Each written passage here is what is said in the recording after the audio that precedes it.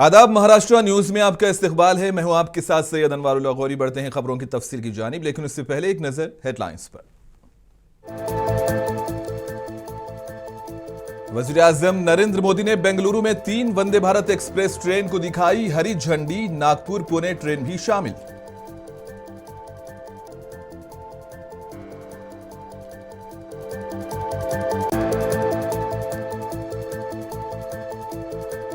महाराष्ट्र के वजीर आला देवेंद्र फडणवीस और मरकजी वजीर नितिन गडकरी ने नागपुर में वंदे भारत ट्रेन लॉन्च तकरीब में की शिरकत।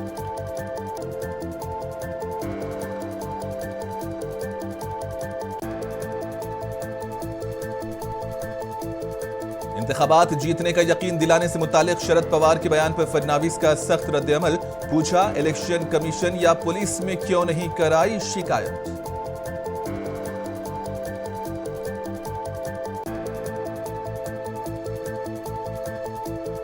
महाराष्ट्र के नायब वजीर आला एकनाथ शिंदे ने श्रीनगर के एक फौजी अस्पताल के लिए दिया अपनी खून का अतिया।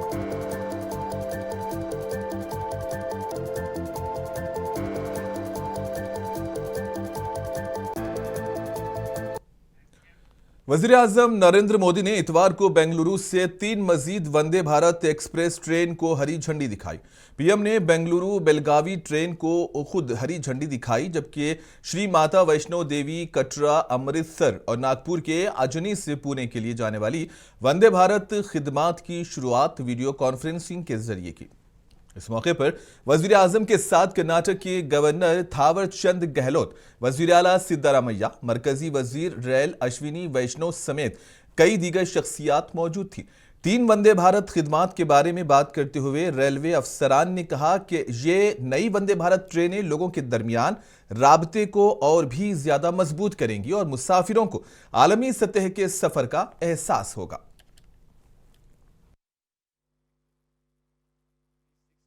आज बेंगलुरु मेट्रो येलो लाइन का शुभारंभ हुआ है। मेट्रो फेज 3 की आधारशिला भी रखी गई है। साथ ही देश के अलग अलग हिस्सों के लिए 3 नई वंदे भारत ट्रेनों को हरी झंडी भी दिखाई गई। बेंगलुरु से बेलगावी के बीच वंदे भारत की सेवा शुरू हुई है। इससे बेलगावी के व्यापार और टूरिज्म को बढ़ावा मिलेगा। इसके अलावा नागपुर से पुणे और श्री माता वैष्णो देवी कटरा से अमृतसर के बीच भी वंदे भारत एक्सप्रेस शुरू हुई है। इससे लाखों श्रद्धालुओं को लाभ होगा, पर्यटन को बढ़ावा मिलेगा। मैं इन सभी प्रोजेक्ट्स के लिए वंदे भारत ट्रेनों के लिए बेंगलुरु, कर्नाटका और देश के लोगों को बहुत बहुत बधाई देता हूं। साथियों, आज ऑपरेशन सिंदूर के बाद मैं पहली बार बेंगलुरु आया हूं। विदर्भ और मगरबी महाराष्ट्र को जोड़ने वाली अजनी पुणे वंदे भारत एक्सप्रेस की आज से शुरुआत हुई। वजीर आजम नरेंद्र मोदी ने इस ट्रेन को वीडियो कॉन्फ्रेंसिंग के जरिए झंडी दिखाकर रवाना किया। इस मौके पर नागपुर में मुनक्किदा तकरीब में रियासत के वजीर आला देवेंद्र फडणवीस और मरकजी वजीर नितिन गडकरी मौजूद थे। इस वंदे भारत एक्सप्रेस से पुणे से नागपुर का फासला अब सिर्फ 9 घंटे में तय हो जाएगा। इस इफ्तिताह के मौके पर खिताब करते हुए फडणवीस ने कहा कि आज का दिन हम सब के लिए खुशी का दिन है। इन्होंने खुद रेलवे के वजीर से दरखास्त की थी। नागपुर से पुणे तक बहुत ज्यादा ट्रैफिक है, इसलिए वंदे भारत एक्सप्रेस शुरू की जानी चाहिए। इसका मुस्बत जवाब मिला और आज नागपुर पुणे वंदे भारत ट्रेन शुरू हुई। यह वंदे भारत का सबसे तवील रास्ता है। नागपुर और पुणे के मुसाफिर इस जगह से बहुत आराम से सफर कर सकेंगे। प्रतिसाद दिला होता। आज प्रत्यक्ष माननीय प्रधानमंत्री नरेंद्र मोदीजी यांच्या हस्ते नागपूर पुणे वंदे भारत ट्रेनची सुरुवात झालेली आहे। देशामध्ये नागपूर पुणे रूट हा वंदे भारतचा सर्वात लांब पल्ल्याचा रूट आहे। यापूर्वी 881 किलोमीटरचा ट्रेन वंदे भारत कुठलीच ट्रेन सुरू झाली नव्हती। त्यामुळे ही देखील एक महत्त्वाची गोष्ट आहे की अतिशय वेगाने आणि अतिशय चांगल्या सोयीने युक्त अशा प्रकारे आपल्या नागपूर आणि पुण्याच्या प्रवाशांना याच्यामध्ये प्रवास करता येईल. केवळ 12 तासामध्ये हा प्रवास पूर्ण होणार आहे. नॉर्मली आपल्याला माहिती आहे 16-17 तास त्या ठिकाणी लागतात आणि अतिशय आरामदायी अशा प्रकारचा प्रवास या ठिकाणी होणार आहे. आणि म्हणून या वंदे भारत ट्रेन करता माननीय प्रधानमंत्री महोदयांचे आणि रेल्वे मंत्री महोदय एनसीपी एसपी के सदर शरद पवार ने हाल ही में कहा कि रियासत में 2024 के असेंबली इंतखाबात से पहले 2 लोग दिल्ली में उनसे मिलने आए थे और उन लोगों ने उन्हें 160 सीटें जीतने का यकीन दिलाया था. शरद पवार के बयान के बाद सियासी हलके में हलचल मच गई है. अब चीफ मिनिस्टर देवेंद्र फडणवीस ने शरद पवार को जवाब दिया है. फडणवीस ने कहा कि आप एक जिम्मेदार शहरी हैं. अगर कोई आपके पास इस तरह आया तो आपने पुलिस में शिकायत क्यों नहीं कराई? आपने इलेक्शन कमीशन में शिकायत क्यों नहीं की? फडणवीस ने पूछा कि क्या आपने उसे इस्तेमाल करने की कोशिश की? कि मुझे इस बात का बहुत आश्चर्य लगता है कि इस प्रकार के सारे बड़े नेताओं के पास इस प्रकार से लोग भारत के चुनाव को प्रभावित करने का आइडिया लेकर जाते हैं और ये केवल एक दूसरे को मिलवाते हैं. ये न पुलिस में कंप्लेंट करते, न इलेक्शन कमीशन को कंप्लेंट करते, न उसके ऊपर कोई कार्रवाई करते. तो इसका सीधा मतलब ये होता है कि क्या आपने उनका इस्तेमाल करके देखा? वो ऑफर लेकर आए थे तो इसलिए इस प्रकार की बातें कहना मुझे ऐसा लगता है कि अभी ये स्टोरीज बनाने वाली बात है. चुनाव आयोग ने कई बार आप ईवीएम को हैक करके दिखाइए ऐसा ओपन चैलेंज थ्रो किया था. 8-8 दिन तक कोई भी आए और ईवीएम को हैक करके दिखाए, कोई कर नहीं पाया. आपके पास है कोई तो ले जाइए इलेक्शन कमीशन में. पर ये सब झूठी बातें बोलकर जनता ने जो हमें विजय दिया है, जो जनता ने हमको मैंडेट दिया है, उस मैंडेट को और जनता को अपमानित. देखिए मुझे इस बात शिवसेना यूबीटी के लीडर संजय राउत ने मुंबई में मीडिया से बातचीत की. इसी दौरान इन्होंने कई मसाइल पर अपनी राय का इजहार किया. संजय राउत ने कहा कि इंडिया इत्तेहाद के अराकीने पार्लियामेंट दिल्ली में इलेक्शन कमीशन के दफ्तर तक मार्च करेंगे. इन्होंने मजीद कहा कि राहुल गांधी ने शवाहिद के साथ वोटर लिस्ट का इंकशाफ किया.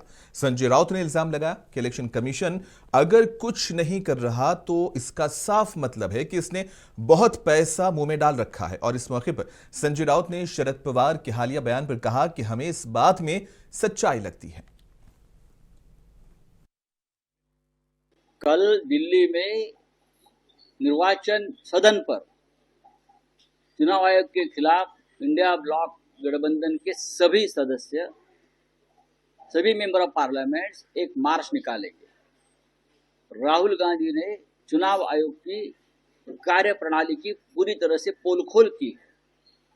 उनका भ्रष्टाचार, उनका घोटाला सामने आया है. चाहे महाराष्ट्र हो, चाहे कर्नाटक हो, चाहे हरियाणा हो, चाहे राजस्थान हो. नरेंद्र मोदी जी प्रधानमंत्री चुनाव आयोग की मदद से बने हैं.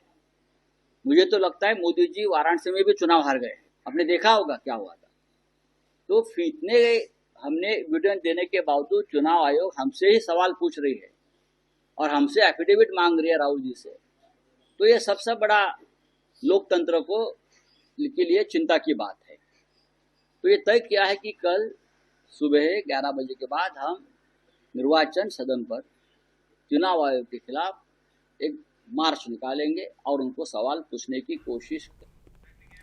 शिवसेना यूबीटी के लीडर आदित्य ठाकरे ने राहुल गांधी के महाराष्ट्र में इंतखाबी बदइंतजामी के इल्जामात के बाद इलेक्शन कमीशन पर शदीद तनकीद की है. आदित्य ठाकरे ने कहा कि पूरी दुनिया देख रही है कि इलेक्शन कमीशन ने हिंदुस्तान में आजादाना और मुनसिफाना इंतखाबात को मुकम्मल तौर पर खत्म कर दिया है और यह शर्मनाक है कि इलेक्शन कमीशन जिस तरह अपोजिशन के रहनुमाओं को धमकियां देने की कोशिश कर रहा है, अगर वो समझते हैं कि राहुल गांधी के सवालात गलत हैं तो उन्हें आकर बहस करनी चाहिए.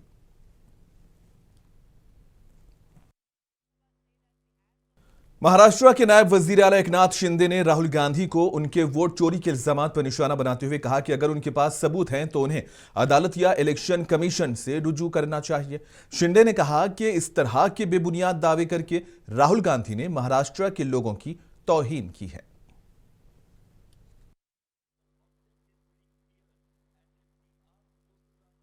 त्यांना मी विनम्र अभिवादन करतो. त्याचबरोबर आद्य क्रांतिकारक रायाजी ठाकर यांना विनम्र अभिवादन करतो. क्रांतीपुत्र बिरसा मुंडा यांना विनम्र अभिवादन करतो आणि जागतिक दिनाच्या मी सर्वांना मनापासून खूप खूप शुभेच्छा देतो. आपल्या सगळ्यांचं अभिनंदन करतो. खरं म्हणजे आजच्या या जागतिक दिनाला उपस्थित एक भव्य रॅली या ठिकाणी काढली आणि या रॅलीमध्ये त्यांना मी विनम्र अभिवादन करतो. महाराष्ट्र के नायब वजीर आला एकनाथ शिंदे ने अपने खून का अतिया दिया. एकनाथ शिंदे ने श्रीनगर के एक फौजी अस्पताल के लिए अपने खून का अतिया दिया और इस जिमन में एकनाथ शिंदे का एक वीडियो भी मंजर आम पर आया है.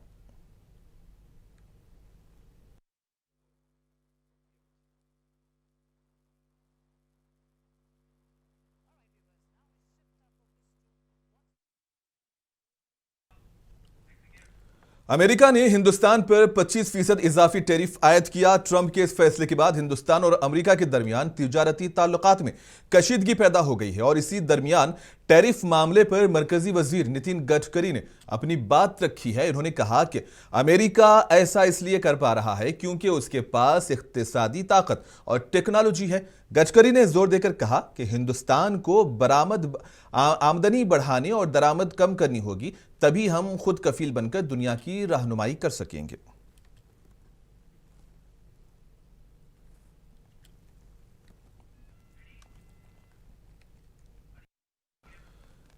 शिवसेना के रुकने पार्लियामेंट श्रीरंगे बरने ने इलेक्शन कमीशन के खिलाफ राहुल गांधी के इल्जामात पर अपना रद्द-ए-अमल जाहिर किया है. उन्होंने कहा कि लोगों का ध्यान भटकाने के लिए राहुल गांधी इलेक्शन कमीशन पर इस तरह के इल्जामात लगा रहे हैं.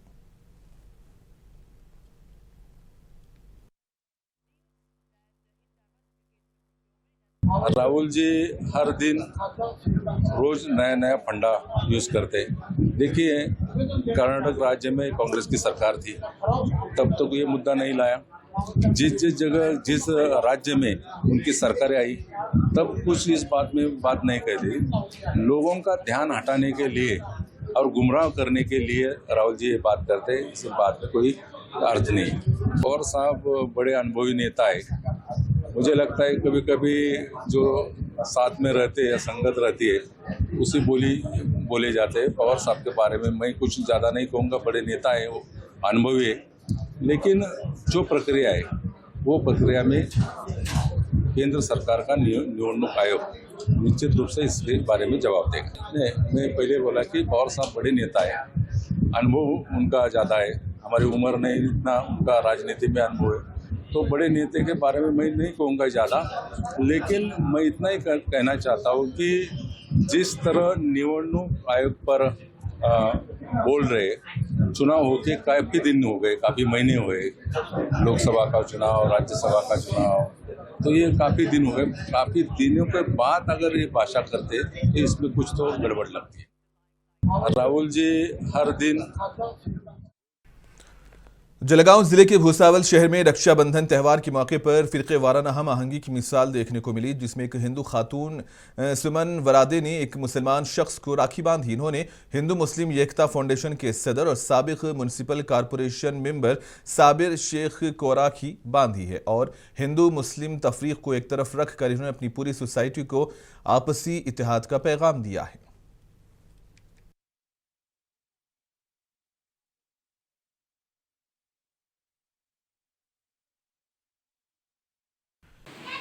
माझे भाऊ तिकडे नाशिकला असतात. इथे माझे भाऊ आहे साबीर भाई शेख, त्यांना मी 20-25 वर्षापासून लाठी बांधते. ते काही बी काम राहिलं माझं सगळ्यात धावून येतात ते, म्हणून मला म्हणजे त्यांचा खूप आधार आहे तिथं. आज मेरी बहन सुमन ताई वराड़े ने आज मुझे राखी बांधकर इस त्यौहार में मुझे ये राखी बांधकर तोहफा दिया है. मैं तमाम हिंदू मुस्लिम भाइयों से गुजारिश करूँगा कि ऐसा ही भारत देश में एक हिंदू मुस्लिम का वातावरण हमेशा कायम रखे.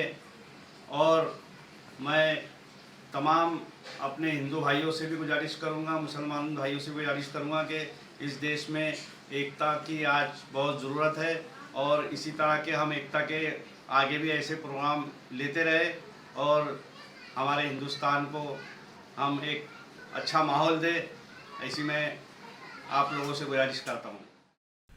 TV reality show big boss में एंट्री दिलाने का झांसा देकर भोपाल के डॉक्टर अभिनीत गुप्ता से 10 लाख रुपए की धोखाधड़ी का सनसनीखेज मामला सामने आया है। मुंबई के एक धोखेबाज ने बिग बॉस में एंट्री के नाम पर डॉक्टर अभिनीत से 10 लाख रुपए बटोरे। अब एफआईआर दर्ज कर ली गई है और पुलिस धोखेबाज की तलाश कर रही है। डर्मेटोलॉजिस्ट डॉक्टर अभिनीत गुप्ता ने अपने साथ हुए धोखेबाजी की पूरी कहानी से वाकिफ करवाया। आप सब ने बिग बॉस तो देखा होगा, शायद कुछ लोग चाहते भी होंगे बिग बॉस पाने के लिए। आप लोग आना चाहते हैं बिग बॉस में? 90% लोगों का होगा हाँ, लेकिन शर्त मेरी ये है कि आपको देनी होगी पैसे। अरे ये मैं क्या बोल रहा हूँ, ये मेरी बात नहीं है। दरअसल हमारे साथ में एक डॉक्टर है जिनके साथ में ये हकीकत में घटी है घटना। बिग बॉस के नाम पे उनसे 1 करोड़ मांगा गया, मेरे ख्याल से 1 करोड़ मांगा गया था और मामला सेटल होता 60 लाख में। उन्होंने दिया 10 लाख रुपया। उसके बाद की कहानी हम डॉक्टर से मिलते। डॉक्टर जी, क्या था पूरा मामला और किसने फंसाया आपको? ये मेरा नाम है डॉक्टर अभिनीत गुप्ता और मैं भोपाल मध्य प्रदेश से बिलोंग करता हूँ। ये घटना है 2022 की, जहाँ पे करण सिंह नामक युवक ये ऑडिशन लेने, मिसेस परसोना का ऑडिशन लेने भोपाल आए थे और मेरे वेन्यू पे इन्होंने ऑडिशन लिए थे। और वहाँ पे मेरे से जब बातचीत में इन्होंने मेरे को बोला कि आप बिग बॉस में ट्राई क्यों नहीं करते। तो मैंने उनको बोला कि हाँ, मैं चाहता तो हूँ जाना, बट मेरे को कोई सोर्स या लिंक नहीं है कि मैं वहाँ तक पहुँच पाऊँ। तो उन्होंने बोला कि यार मैं बॉम्बे में रहता हूँ, मेरी अच्छी खासी लिंक है वहाँ पे और मैं आपका करा सकता हूँ। तो मैंने कहा कि ठीक है, अगर करा सकते हो तो वो करा दीजिए। उस समय तक पैसे की कोई बात नहीं हुई थी मेरे से। 2 दिन बाद जब वो बॉम्बे चले गए, मेरे पास फ़ोन आया कि उन्होंने पूरी सेटिंग करा दी है और बॉम्बे मेरे को आना पड़ेगा और बिग बॉस में आपका हो गया है सिलेक्शन। तो मैंने कहा ठीक है, मैं आ जाता हूँ बॉम्बे में। जब बॉम्बे आया तो ये करण सिंह ने मेरे को मिलवाया। कौन है ये करण सिंह? करण सिंह ये परसोना मिसेस इंडिया के डायरेक्टर हैं, फैशन शो कराते हैं और भी कोई मूवी प्रोड्यूस भी करते हैं। और आई डोंट नो बाकी उनके बहुत एक इनके न्यूज़ 18 ने अभी जब मेरी जब मैंने एफआईआर दर्ज हुई थी, न्यूज़ 18 ने इनके कोई हैदराबाद का एक पैसों का फ्रॉड है वो भी लिखा था उसमें। मुद्रा लोन के ऊपर उन्होंने कोई फ्रॉड किया था, तो वो भी आया था। इनने मेरी मुलाकात कराई थी वहाँ पे सोनू कुंतल, जो बॉम्बे में रहते हैं, ये भी प्रोड्यूसर हैं। इनके मूवी बनाते हैं ये। और क्या बोल के मिलाया था इन लोगों से? इन लोगों से मिलाया था कि ये मतलब ये पूरी टीम है, टीम वर्क करते हैं, इनकी पूरी पहचान है एंडोमॉल में ऊपर तक, और ये मेरी मीटिंग कराएंगे। तो वहाँ पे प्रियंका बनर्जी और सोनू कुंतल से मेरी मुलाकात कराई बॉम्बे में करण ने। उसके बाद अगले दिन मेरे को बीकेसी में एंडोमॉल के ऑफिस लेके गए। ये पूरी प्लानिंग थी। आप कहेंगे एक डॉक्टर इतना बेवकूफ़ कैसे हो सकता है कि पैसे दे के फंस गया। बहुत लोग हंस रहे हैं मेरे ऊपर। दिफाई माहिर रिटायर्ड ब्रिगेडियर हेमंत महाजन ने air chief marshal Amarpreet Singh के हालिया बयान पर अपना रद्द-ए-अमल जाहिर किया। एयर चीफ मार्शल ने कहा कि ऑपरेशन सिंदूर के दौरान हिंदुस्तानी फिजाइया ने पाकिस्तान के 5 जंगी तैयारों को मार गिराया था। इन्होंने ये भी बताया कि इस ऑपरेशन के जरिए पाकिस्तान को वाज़ेह और सख्त पैगाम भी दिया गया था।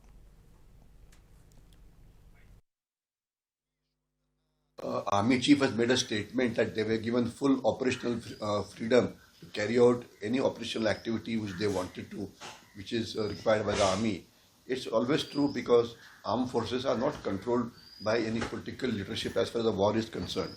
Wars are fought by only generals and by the armed forces personnel. They decide which weapon to use, when to use, how much to use, how much quantity to be used, how much force level to be used. So these are all the decisions taken by the armed forces. Therefore, what you say this, what Army Chief says is right, that they had full operational freedom and they could do what they wanted to do to achieve the best results under the circumstances. Yes, Air Force Chief has made it clear that Pakistan lost 4 fighter aircraft and 1 big aircraft, which means an AVAC was shot down. Now, up till now, there was always a doubt as to why, what number of aircraft shot down, why has it not been brought out, you know. And many people wanted to know as to how many aircraft have we lost, and obviously that was. Nagpur में खापरखेड़ा कोराडी मंदिर के रास्ते पर एक ज़ेरे तामीर gate का हिस्सा मुनहदिम होने से 1 दर्जन से ज्यादा मजदूर जख्मी हुए। Nagpur metropolitan region development authority के चेयरमैन संजय मीना ने कहा कि अभी तक किसी जानी नुकसान की इत्तला नहीं है।